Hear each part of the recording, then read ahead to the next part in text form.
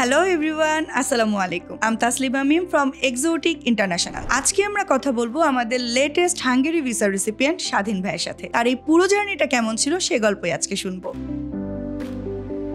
তো স্বাধীন ভাইয়া, কেমন আছেন আপনি? ভালো আছি। রিসেন্টলি ভিসা অবশ্যই ভালোই থাকবো। ওকে ভাইয়া, আপনার সাথে আমাদের এক্সোটিক টিমও অনেক আনন্দিত। তো ভাইয়া, এত দেশ থাকতে আপনি হাঙ্গেরি কেন চুজ করলেন? আমি ফার্স্ট অফ অল বাংলাদেশে ইস্ট ওয়েস্ট ইউনিভার্সিটিতে পড়ি। তো আমরা একসাথে 2-3 জন একসাথে ইউনিভার্সিটিতে ভর্তি ছিলাম। এর মধ্যে এক ফ্রেন্ড আমার অলরেডি আপনাদের মাধ্যমে ফেব্রুয়ারি ইনটেকে চলে গেছে। তো আসলে আমার প্ল্যান ছিল না ফার্স্টে, কিন্তু ওর মাধ্যমে আর কি যেহেতু চলে গেছে তো এখন আমারও যাইতে হবে, এরকম একটা আসছে। পরে দেখলাম যে হাঙ্গেরির প্রসেসটা একটু ইজি। ইউরোপের দিক থেকে চিন্তা করলে আমার এম্বাসিটা বাংলাদেশেই আছে ফার্স্ট অফ অল, যেহেতু ইন্ডিয়ার এখন ভিসা নিয়ে ঝামেলা হয়। যদি অন্য কান্ট্রি চুজ করতাম ইন্ডিয়ার এম্বাসিতে যেতে হতো, তাই আর কি হাঙ্গেরি চুজ করি। আচ্ছা ভাইয়া, তো আপনি বললেন যে আপনার ফ্রেন্ড আমাদের মাধ্যমে বাহিরে গিয়েছেন, তো আপনিও কি তার রেফারেন্সে আমাদের এক্সোটিকে এসেছেন বা এক্সোটিকের বিষয়ে জানতে পেরেছেন? ওর অ্যাপ্লাইয়ের আগে আমি কিছু এজেন্সি বা এগুলো ঘুরছি, তো এগুলো নিয়ে আমি অনেক ইনফরমেশন কালেক্ট করছি। তো লাস্টে যখন ওর ভিসা হয়, ও আমাকে আপনাদের এক্সোটিকের ব্যাপারে বললো। তো ওর সাথে আমি একবার আসি, ভিসা হওয়ার পরেই আসি ওর। তো আসার পরে কথাটা বললাম। এরপরে যখন সব মিলে দেখলাম যে না, ও যেভাবে বলছে প্রসেসটা ইজিলি গেছে, তো আমাকে কনভিন্স করতে পারছে যে না, ভালো আর কি ইজিতে প্রসেসটা হবে। এই জন্য পরে আর কি আমি এখান থেকে আমার ফাইলটা প্রসেসিং করি। আচ্ছা ভাইয়া, এরপরে আমি যদি জানতে চাই যে আপনার ভিসা প্রসেসিং এ এক্সোটিকের সাথে আপনার ফুল জার্নিটা কেমন ছিল বা এই বিষয়ে আপনার মতামত কি? নিজে একটু অলস টাইপের, আমি আমার কাজগুলো নিজে কখনো করি না, ওইভাবে ভালো মতো করতাম না। তারপর যখন আমার এখানে ভার্সিটিও ছিল, এই লাইফটাও আমার মেনটেন করা লাগতো। এমন হয়তো যে আমি ঘুমিয়ে আছি, আমার ফোন দেয়া তুইলা মানে বলতো যে এই কাজটা করতে হবে, এই কাজটা করতে হবে। আমাকে অনেক তাগিদ দিত তারা।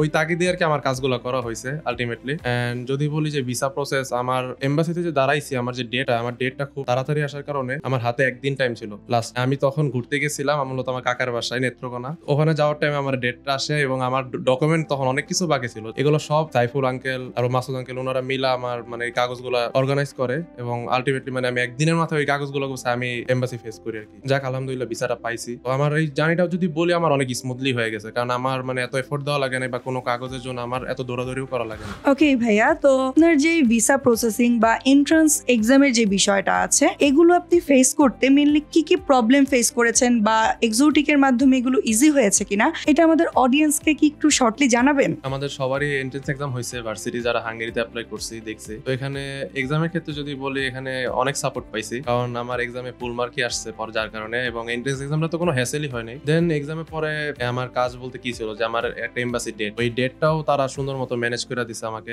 এন্ট্রান্স এক্সাম নিয়ে যদি বলি, আমাদের এখান থেকে যারাই দিছে কোনো হ্যাসেল হয়নি। এন্ট্রান্স এক্সামের ক্ষেত্রে হ্যাসেল ফ্রি ছিল এক্সামটা। ওখানে আমি ভালো মার্কই পাইছি। এক্সাম দেওয়ার পরে আলটিমেটলি আমার অ্যাকসেপ্টেন্স লেটারটাও চলে আসে। এই লেটারটা আসার পর মেইন প্রায়োরিটি ছিল আমার ডেটটা। তো ডেটটাও খুব স্মুথলি পাই যায় এবং এর মাঝখানে তো যে টাইম ছিল, এই টাইমগুলোতে আমার মানে ডকুমেন্টস সব আস্তে আস্তে রেডি হইতেছিল। এগুলা রেডি হইতে ফাইনালি আমি আর কি আমার যে ভিসার এমবাসি ডেট ফেস করি অনেক অর্গানাইজলি বা খুব সুন্দরভাবে আমার ইন্টারভিউটা ফেস করতে পারছি এবং আমার এটা খুব রিলি হয়ে গেছে কাজগুলো আর কি। ফাইনালি যদি বলি, আমার এই জার্নিতে আমার এক্সোটিক ইন্টারন্যাশনালের উপর মানে সবচেয়ে যে জিনিসটা ভালো লাগছে সেটা হচ্ছে তাদের রেসপন্সিভ। তাদেরকে যখনই নক করতাম হোয়াটসঅ্যাপে বা মেসেঞ্জারে বা ফোন করতাম, তারা অলওয়েজ রেসপন্স করতো এট এনি টাইম। লাগে আমি এমনও মনে আছে মাঝে মধ্যে রাত 1টা বাজে ফোন দিতাম, বলতাম যে ভাই আমার এটা রেডি হয়েছে কিনা বা ওইটা রেডি হয়েছে কিনা। তো তারা ওই সময়টা তো মানে আমাকে যদি তারা লেটও হইতো একবার হইলেও কল ব্যাক করতো, যে জানাই দিত আমাকে। আর খুবই ক্লিয়ার ছিল, ফাইল প্রসেসিং এ কোনো কিছু হাইড করে নাই। আলটিমেটলি বলবো যে তারা খুবই রেসপন্সিভ, তাদের রেসপন্সিবিলিটিটা অনেক ভালো আর কি, যে একটা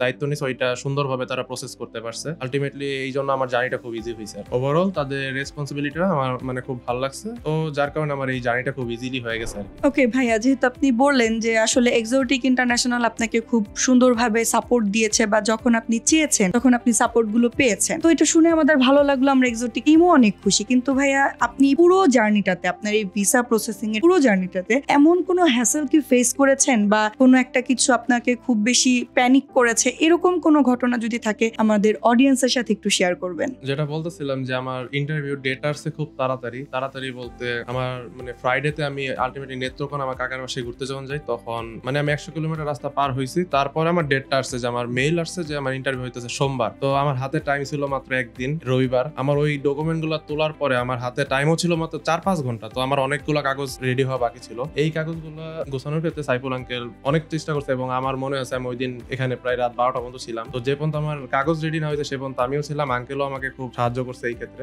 যার কারণে লাস্টে আমি সোমবারে আর কি আমার ইন্টারভিউটা দিতে পারি আর কি। নইলে কিছু কাগজ আর কি মিসিং থাকতো, তো আলটিমেটলি এটা হলে আমার জন্য খারাপ হয়েছে। আচ্ছা ভাইয়া, তো আপনার সকল জার্নি আমরা শুনলাম, আপনার জন্য অনেক অনেক শুভকামনা এবং শুভেচ্ছা থাকবে আমাদের পুরো এক্সোটিক ইন্টারন্যাশনাল টিমের পক্ষ থেকে, এবং আপনার ভবিষ্যতের জন্য অনেক বেশি শুভকামনা থাকছে। ধন্যবাদ আপু আপনার শুভেচ্ছার জন্য। ফাইনালি একটা ভিসা পাইছে, অবশ্যই আনন্দের বিষয়। কেউ যদি কখনো এখানে বাইরে অ্যাপ্লাই করতে চায়, অবশ্যই এখানে অনেকগুলো কাজ করা লাগে। তো আমি বলবো যে একবার এখানে আসেন, যারা অ্যাপ্লাই করতে চান একবার এখানে এসে কথা বলে যান, কথা বলতে তার টাকা লাগে না। যারা বাইরে অ্যাপ্লাই করতে চান, বা আমি আমার বন্ধুদেরও বলবো যারা বাইরে অ্যাপ্লাই করতে চাইতেছে, তারা যদি প্রসেস করতে চায় ইজিলি বা গাইডলাইন চায়, আমি বলবো একবার এখানে আসেন, কথা বলে যান। এখানে সাইফুল আঙ্কেল আছে, মাসুদ আঙ্কেল আছে, তাদের সাথে একবার দেখা করে যান, গাইডলাইন নেন, অ্যাপ্লাই করে দেখতে পারেন আর কি। যার আমার বন্ধুরা যারা আছে যদি তারা কখনো বলে যে যাবে, তো আমি একবার হলেও রিকমেন্ড করবো এখানে, যেহেতু আমার প্রসেসটা এত সুন্দর ভাবে গেছে এবং আমার অনেকগুলো ফ্রেন্ড এখান থেকে গেছে অলরেডি, 2-3 জন তো আমার আগের ইনটেকেই গেছে, ওদের সাথে এখন দেখা হবে সামনে। Thanks exotic international. So my dear audience, আমরা এতক্ষণ শুনলাম আমাদের স্বাধীন ভাইয়ার সাফল্যের গল্প। এর পরের সাফল্যের গল্পটি হতে পারে আপনারও। তাই আর দেরি কেন, সাকসেস পেতে এখনই চেক আউট করুন আমাদের ফেসবুক পেজ বা ইউটিউব চ্যানেল, এবং সরাসরি ভিজিট করুন আমাদের অফিসে, এবং যে কোনো তথ্য জানতে আমাদের স্ক্রিনে দেওয়া নম্বরে যোগাযোগ করুন। ধন্যবাদ সবাইকে, ভালো থাকবেন, সুস্থ থাকবেন। আসসালামু আলাইকুম।